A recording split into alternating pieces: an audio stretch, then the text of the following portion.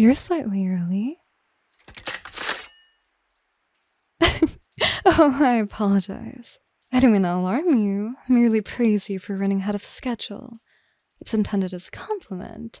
I'd predicted you'd have to spend longer climbing up to the ramparts, but clearly I underestimated your ability with the grappling hook. You can put that silly dagger away, dear. It certainly looks very impressive, but I'm afraid you won't be using it tonight. No? Very well. If you'd prefer to hold on to it, I won't press the issue, especially if it brings you comfort. You do look rather like a child clutching their favorite doll, which somewhat lessens the fearsome murderer aesthetic you clearly wish to achieve with your costume. The mask hides your face, but I can sense your confusion regardless. This isn't quite how you expected tonight to unfold, correct? I suppose that slow nod will have to do as a response. I don't know why I expected more. It's not like assassins are famed for their talkativeness. Allow me to guess how you envisioned this assignment. A stealthy entrance through that window, before finding me deep in sleep, entirely ignorant of the end of my life drawing near. One quick step, then it's back the way you came, on the road disguised as an ordinary traveler before my corpse is discovered. The Queen of Lysenne, murdered in the locked room, a mystery that will remain unsolved for eternity. Does that sound right? Of course it does. Before I continue, could you refill my goblet with wine? As I said, you're early. I wasn't planning on greeting you with drink in hand, but now that you're here, you might as well make yourself useful.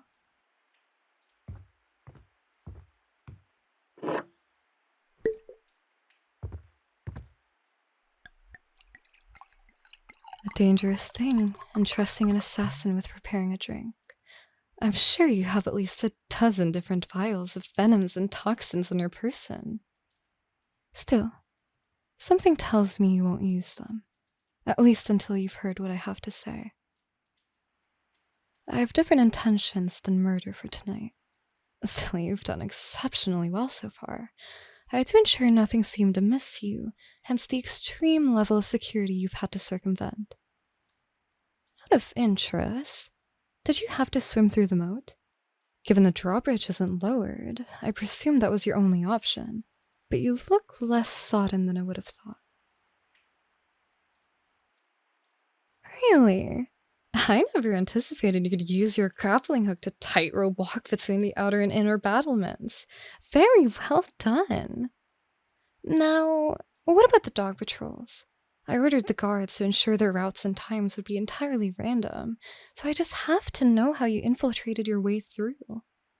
I haven't heard a single bark while I've been waiting, so you must have been very stealthy. Chunks of meat fired out of a catapult to distract them? In all my planning for this night, I never could have envisioned something so devious. I'm thoroughly impressed. Is that a technique the Wretched Blades teach all their acolytes, or something you devised? Suddenly you're gripping that dagger a lot tighter. Did I say something to offend you? You seem rather distressed. Ah, I understand now. You're frightened because I mentioned your guild. My dear, did you really think I was anticipating your arrival, yet was unaware of who sent you? I am very familiar with the Wretched Blades, perhaps to an even greater degree than you are. Of course, everyone's heard the stories. There isn't a tavern on the continent where dreadful tales aren't whispered when the lanterns run low. Immoral killers with no mercy, who can appear and vanish with the flickering of a candle. Wealth, power, and status matter not to them. Emperors, archbishops, and nobles have all fallen victim to their blades. I, however, understand the reality of the enterprise. I have contracted your guild myself several times, on the few occasions where diplomacy and subterfuge have failed. Always with flawless results, even if the cost of contract is exorbitant. If I recall correctly from my visit to your headquarters many years ago, the black cowl you're wearing indicates your status as a despicable, correct? the lowest rank of assassin, above the acolytes in training. I'm sure a contract of this importance would elevate you to the grey cowl worn by the bone wraiths before you finally ascend to the elite status of the ivory blade and get to wear one of those repulsive skull masks. I can tell the depth of my knowledge about your organization unsettles you. It should. I am aware of far more than you can presently understand. Before we continue, however, I have a request. Remove that ridiculous mask and take a seat on the bed. It feels like I'm talking to a mannequin. Despite the fact you came here tonight intending to kill me, we can still have a civilized conversation. My. I don't know what I was expecting exactly, but I am pleasantly surprised. I suppose you naturally imagine assassins to have a face covered in scars or marred by pockmarks, but you look so boyish. It's rather charming. I could easily see you as a minor courtier in my palace, having many dalliances with noblewomen. Still, there's something in your eyes that tells me you carry deep scars on the inside. That scowl is unbecoming on you, my dear. I apologize if my compliments have punctured the aura of fear you assassins are taught to adopt, but the truth is, I fail to find you anything other than adorable. The annoyed expression isn't going away anytime soon, is it? No matter. We have things to discuss. On your long journey here, did you ever consider why the Blades would send a lowly despicable to kill one of the most powerful rulers on the continent?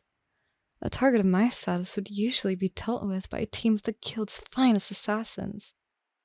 Did the fact you were alone concern you, or only fuel your ambition to succeed?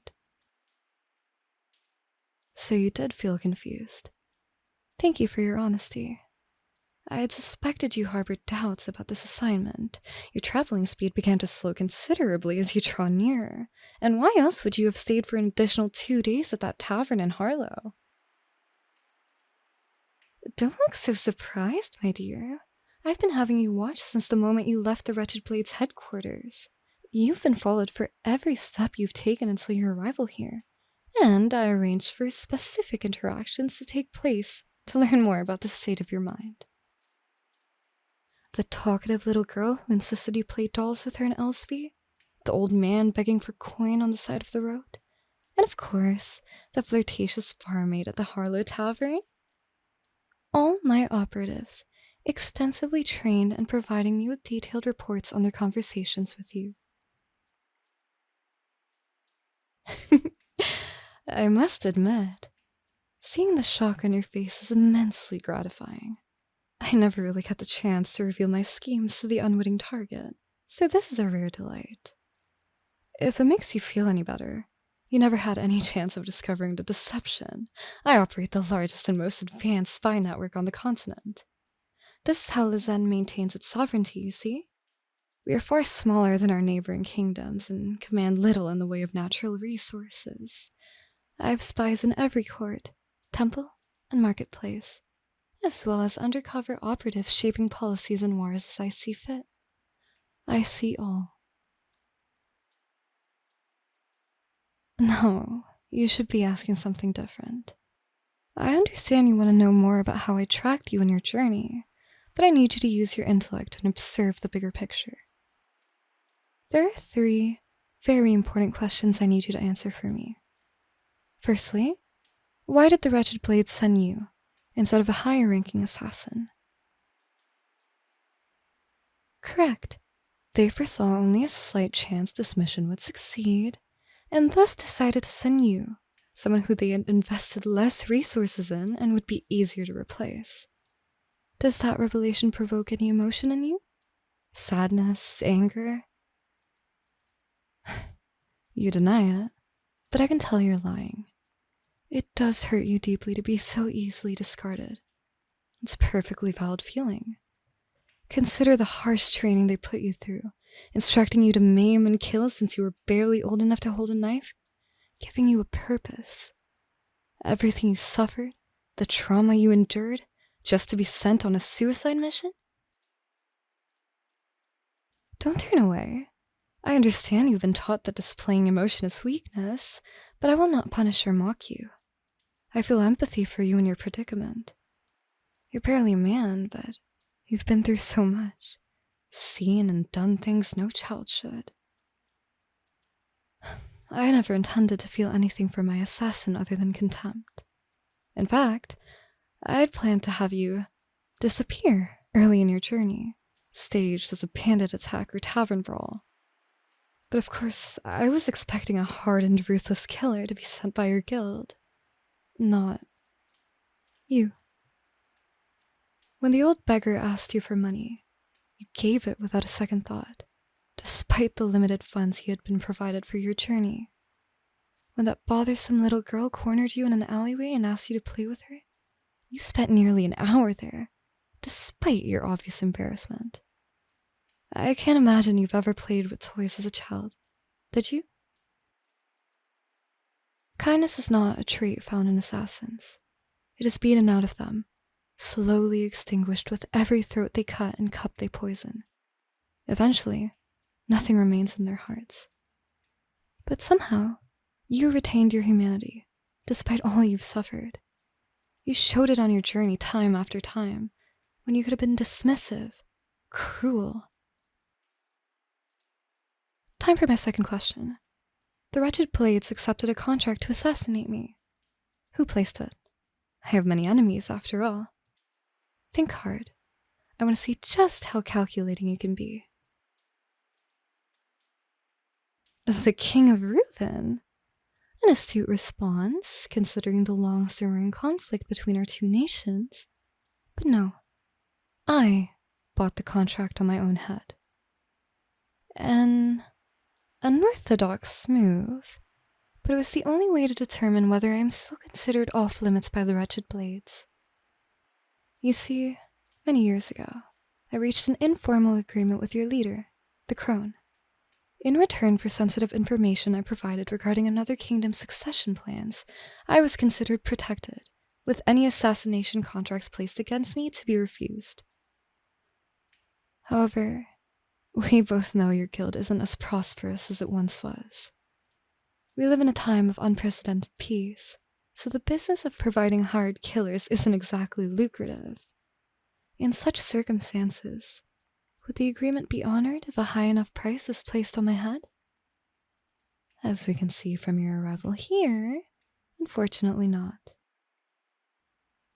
I am thus left with only one option: to destroy the Wretched Blades, eliminating the entire organization in one swift blow.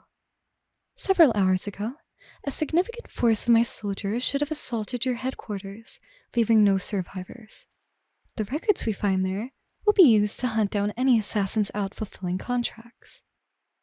There will be no more tales told in taverns of mysterious killers striking and then vanishing.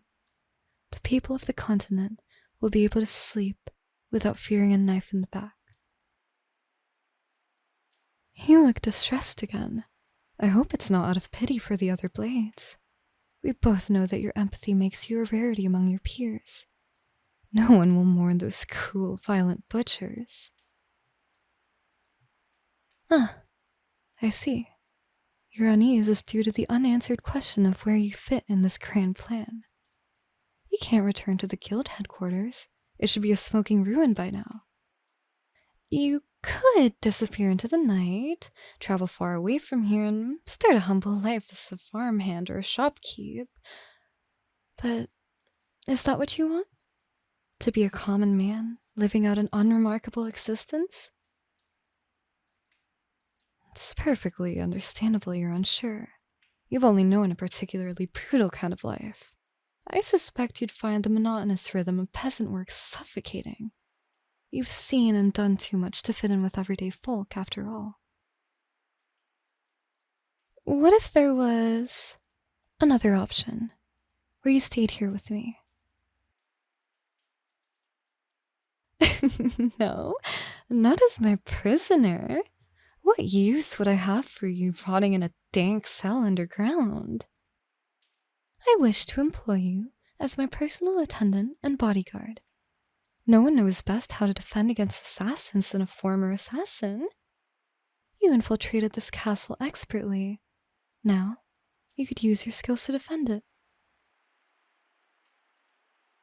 I understand your concern that this would simply be a continuation of your violent existence, but the truth is, I expect very few threats wouldn't be swiftly thwarted by my regular guards and spy network. The prospect of you needing to use a blade again is slim. Besides, my interest in you runs deeper than simply having you trail behind me like a guard dog. What do I mean? I'm implying a more intimate relationship. As my attendant, you'd be the first person I see when I awaken, and the last before I fall asleep. You'd come to learn my moods, my likes and dislikes, my innermost thoughts and desires. I would rely on you utterly. Somehow that makes you look even more nervous. You shouldn't really find this intimidating.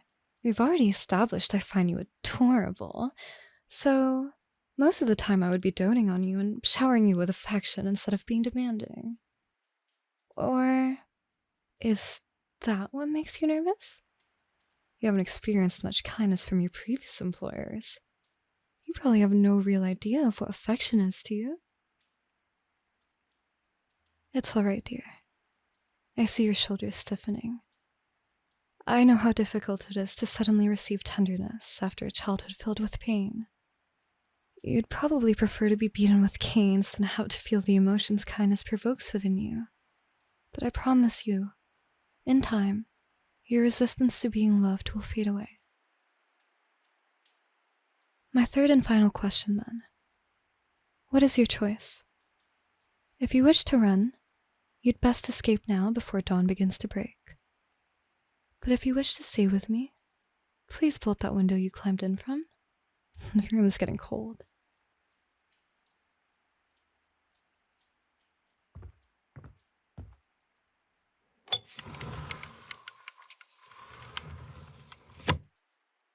Thank you for placing your trust in me, my dear. I promise you won't regret it. Let me give you your first task as my attendant. To get some rest. Tonight's revelations must be overwhelming to process. Take off that restrictive armor and get into my bed. I want to keep an eye on you while you sleep to ensure you can finally relax. You don't have to be a weapon any longer. We'll find out who you want to become. Together.